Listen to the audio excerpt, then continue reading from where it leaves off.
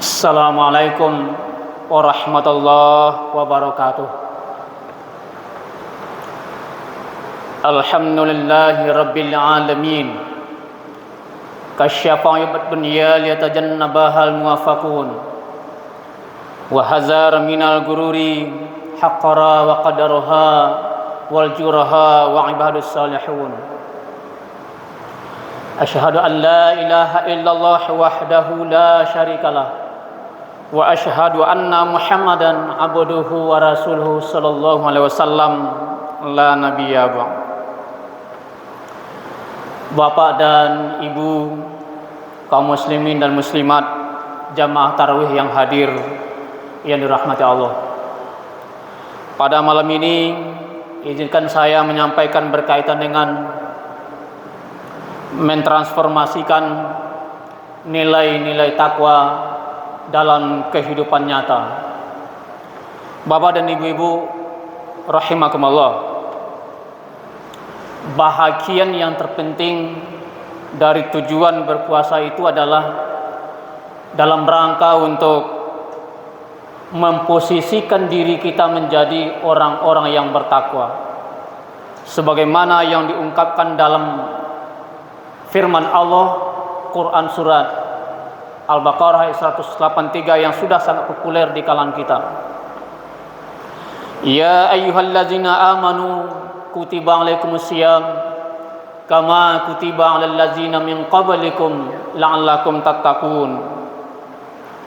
Bersamaan dengan ayat ini juga, ketika kita sudah mendapatkan posisi takwa itu, kata Rasulullah sallallahu alaihi wasallam, man shoma ramadhana imanan wahtisaban ghufirallahu ma taqaddama min zambi. Siapa di antara manusia yang melaksanakan puasa penuh dengan keyakinan dan penuh dengan pengharapan semata-mata karena Allah, maka Allah akan mengampuni dosa-dosanya yang sudah berlalu.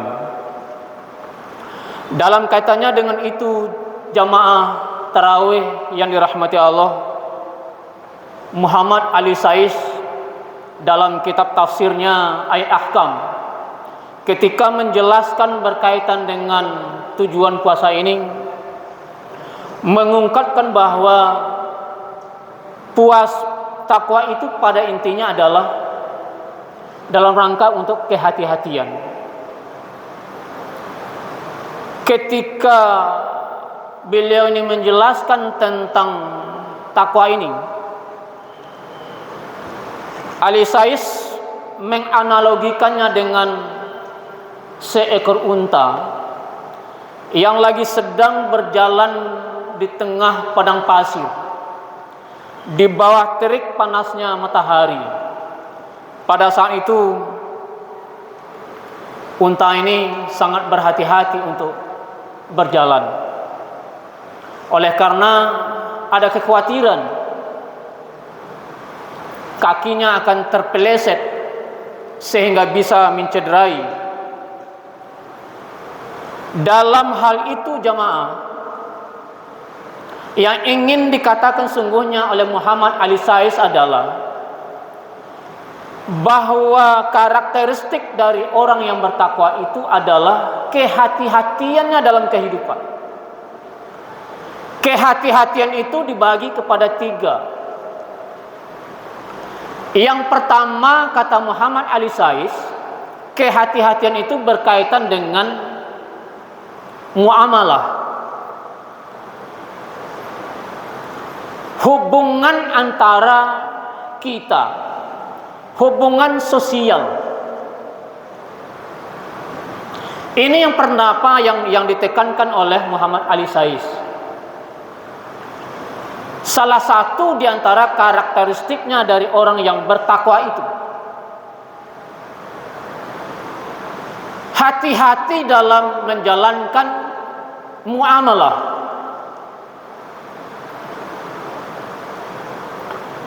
Muamalah itu ada yang berkaitan dengan Bagaimana cara kita bergaul di tengah-tengah masyarakat? Bagaimana cara kita bergaul dalam keluarga? Bagaimana cara kita bergaul sesama kita, antara yang seprofesi, antara yang tua dengan yang muda, antara mama dengan kemenakan, antara menantu dengan mertua. Semuanya diikat dengan hubungan muamalah.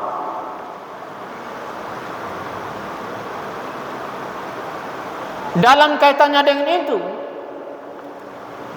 berandaikan di antara kita hari ini kita sudah lebih melaksanakan puasa tengah bulan, di antara kita masih ada yang tidak bertegur sapa misalnya, padahal kita menunaikan ibadah puasa. Masih ada di antara hubungan sesama kita, masih ada dendam kesumat di antara kita, maka tentu ini akan berpengaruh terhadap puasa yang kita laksanakan. Berhati-hati dalam bermuamalah. Jauh sebelum Ramadan tiba, ada tradisi di kita. Kalau di kampung-kampung saling kunjung mengunjungi, kemenakan mengunjungi mama, adik mengunjungi kakak, menantu mengunjungi mertua.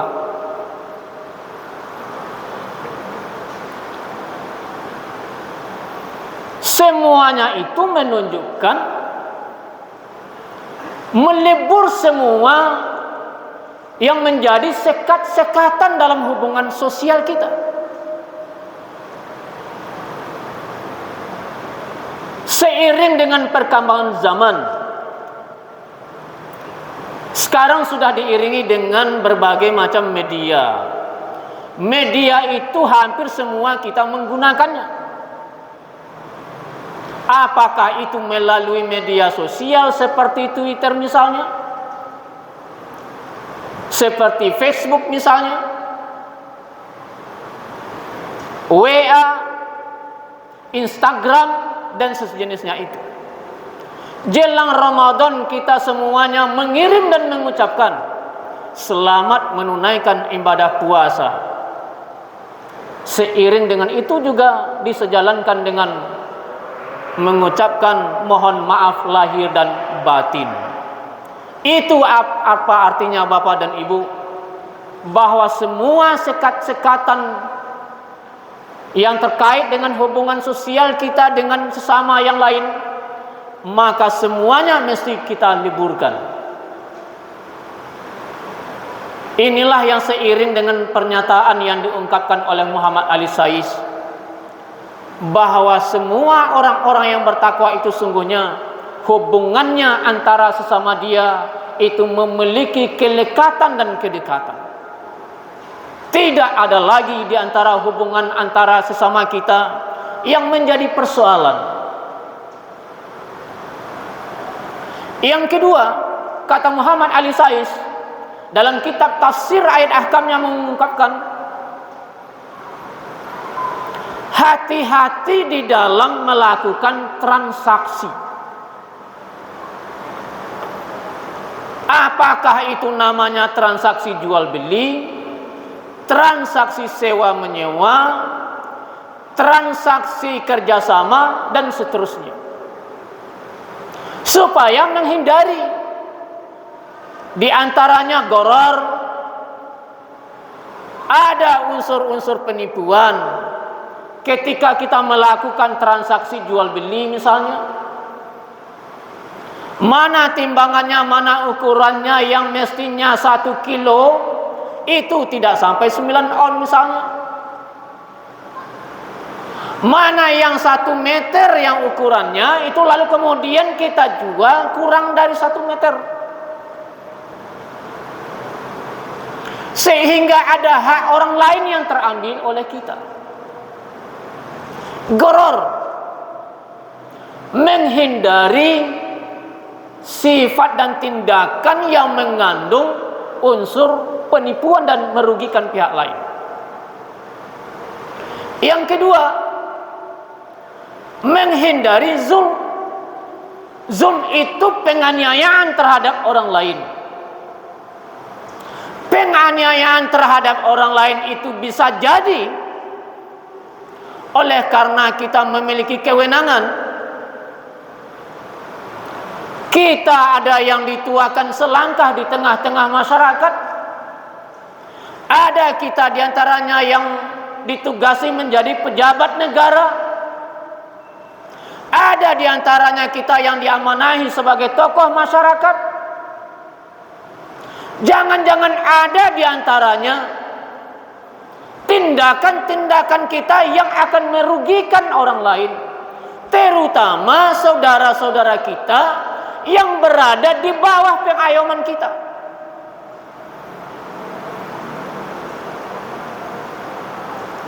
Kalau kita misalnya diberi tugas salah seorang di antara pejabat negara, jangan ada di antara masyarakat kita yang teraniaya karena kebijakan kita. Kalau kita tokoh masyarakat, kalau kita tokoh umat, jangan ada di antara umat kita yang teraniaya karena pernyataan kita, karena narasi yang kita bangun, karena ada keputusan-keputusan organisasi yang menimbulkan kerugian dan penganiayaan terhadap orang-orang kepada umat yang kita ayomi.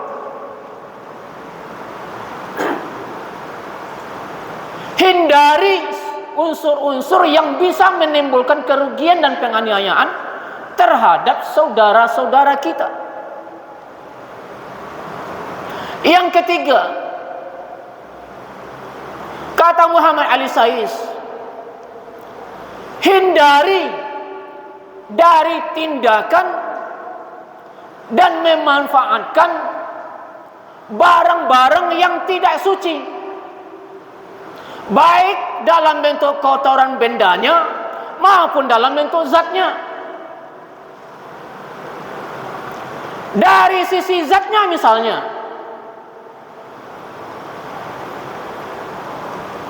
ada barang yang sesungguhnya secara material itu tidak dilarang oleh agama, tetapi zatnya dilarang.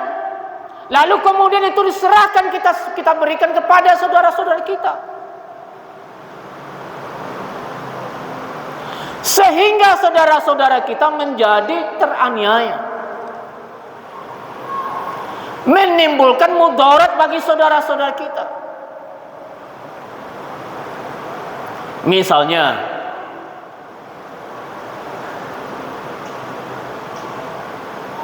sekarang sembako ada sebahagian yang masih langka dalam kehidupan kita sehari-hari. Minyak goreng misalnya, secara material minyak goreng itu halal, tapi pada saat kita lakukan penumpukan, ada salah satu di antara pelaku yang melakukan penumpukan, kemudian nanti suatu saat baru dikeluarkan, maka pada saat itulah kemudian kita melakukan penganiayaan terhadap orang lain.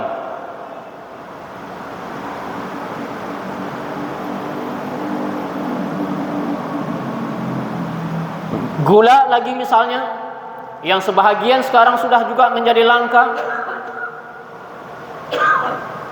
Kata Muhammad Ali Sais, tindakan-tindakan yang seperti ini mesti dihindari. Inilah bahagian dari bagaimana kita mentransformasikan nilai-nilai takwa itu menjadi dalam kehidupan nyata kita. Yang keempat, kata Muhammad Ali Sais, hindari dalam kehidupan kita ini sesuatu yang bersifat untung-untungan dan mengandung unsur perjudian. Hari ini Bapak dan Ibu, dalam kondisi ekonomi yang sulit hari ini, sebahagian di kalangan kita ada yang tidak menghiraukan prinsip-prinsip dasar ajaran agama dalam rangka mencari nafkah. Ada di antaranya sebahagian di antara kita yang sudah begitu sangat frustasi, mengatakan, jangankan yang halal, yang haram saja sekarang susah untuk mendapatkannya. Sebegitu parahnyakah mental kita hari ini sampai mengatakan hal demikian? Sesuatu yang halal saja sulit dicari, sesuatu yang haram saja sulit dicari, apalagi yang halal. Sudah separah beginikah keadaan ekonomi bangsa dan negara kita hari ini?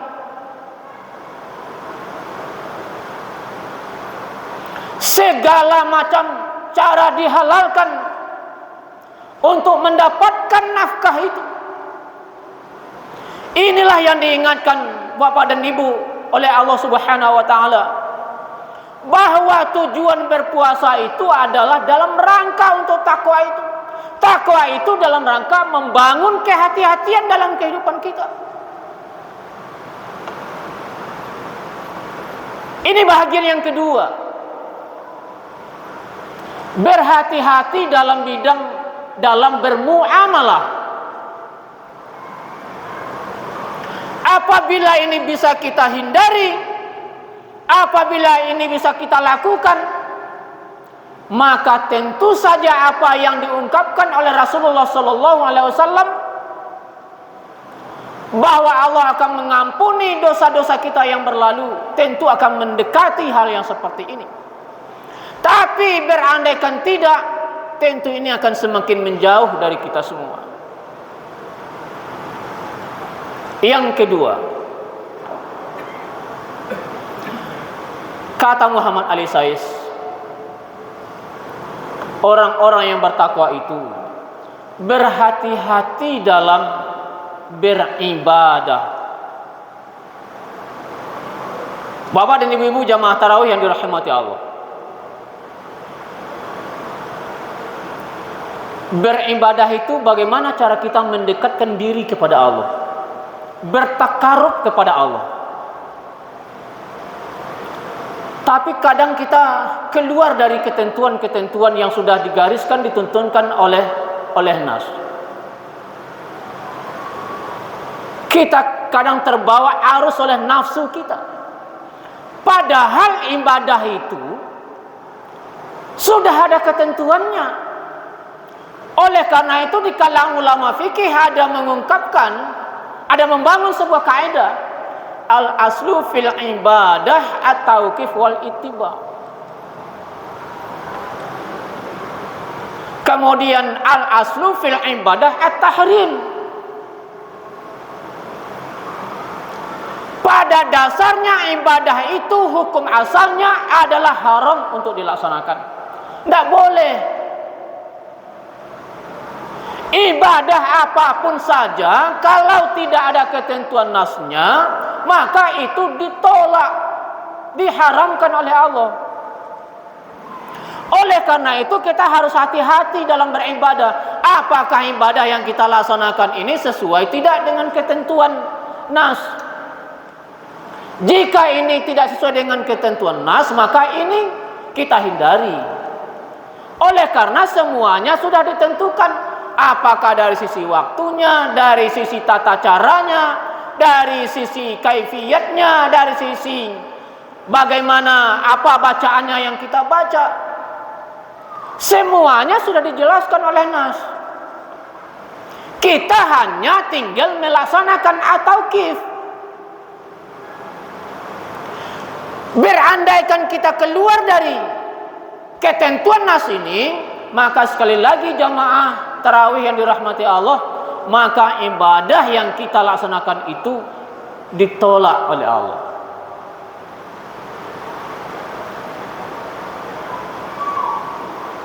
Salat misalnya,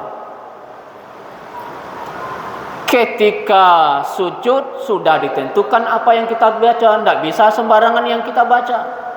Meskipun ada hadis Nabi yang mengucapkan, yang mengungkapkan bahwa doa yang dikabulkan oleh Allah itu adalah di saat sujud. Tetapi sujud yang mana apa yang dibaca itu sudah ditentukan oleh nas, tidak bisa sembarangan kita baca, Pak Ibu.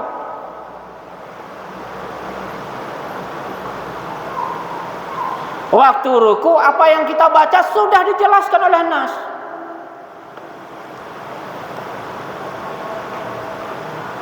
Selanjutnya waktu sholat misalnya, sholat subuh dimulai dari terbit fajar hingga terbitnya matahari. Sholat zuhur dimulai dari mulai dari matahari condong ke arah barat setelah berada di titik kulminasi atas. Baru ada kewajiban menunaikan ibadah zuhur. Sholat sunnah yang lain begitu juga. Sholat sunnah duha dikerjakan di pagi hari setelah mentari terbit beberapa menit. Sholat tarawih dilaksanakan di malam hari, tidak boleh dikerjakan di siang hari. Begitu juga rakaat sholat.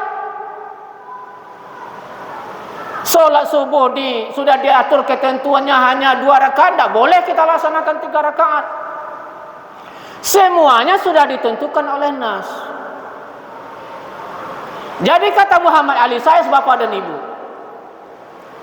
kita ini menghindari dalam beribadah, menghindari supaya nafsu kita tidak diperturutkan juga.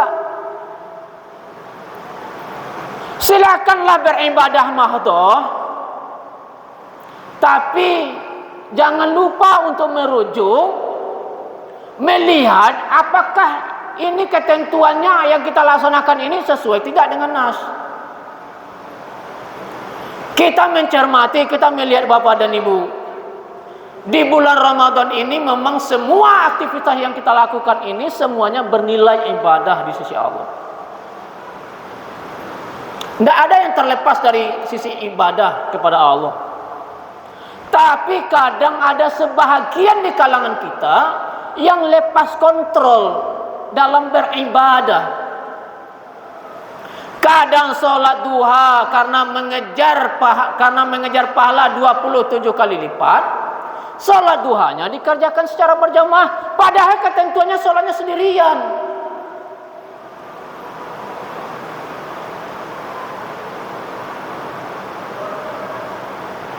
Tidak bisa dikerjakan secara berjamaah. Walaupun itu dengan mengejar pahala sekian kali lipat. Inilah kemudian yang oleh Muhammad Ali Sayas, Bapak dan Ibu, diungkapkan orang yang bertakwa itu ya berhati-hati dalam beribadah. Jadi tidak sembarang beribadah. Yang terakhir, Bapak dan Ibu, yang ketiga, kata Muhammad Ali Sayas, berhati-hati dalam menjalankan ketaatan kepada Allah agar kita tidak terjebak kepada keyakinan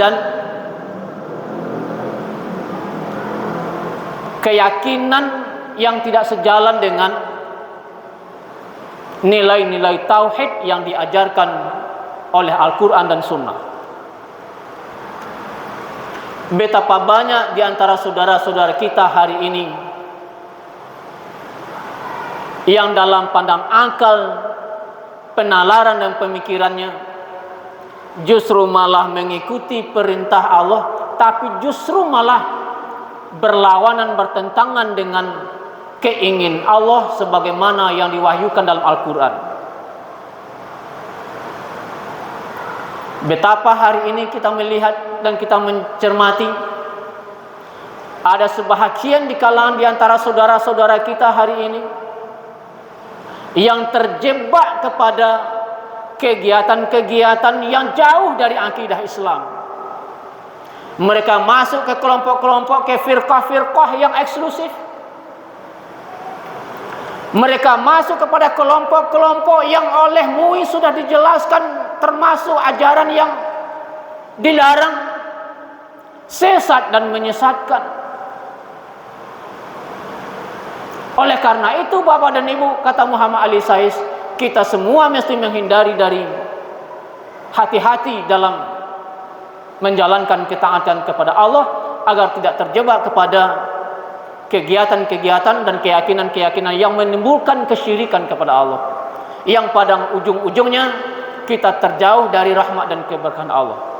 Bapak dan Ibu, mudah-mudahan kita semua mendapatkan posisi takwa di sisi Allah Subhanahu wa taala, sehingga kita semua dapat menjalankan, kemudian bisa mentransformasikan semua nilai-nilai takwa yang sudah kita dapatkan di masa Ramadan ini, lalu kemudian kita transformasikan itu menjadi kenyataan dalam kehidupan kita sehari-hari pasca Ramadan nantinya. Amin ya rabbal alamin. Demikian saja, banyak maaf. Wassalamualaikum warahmatullahi wabarakatuh.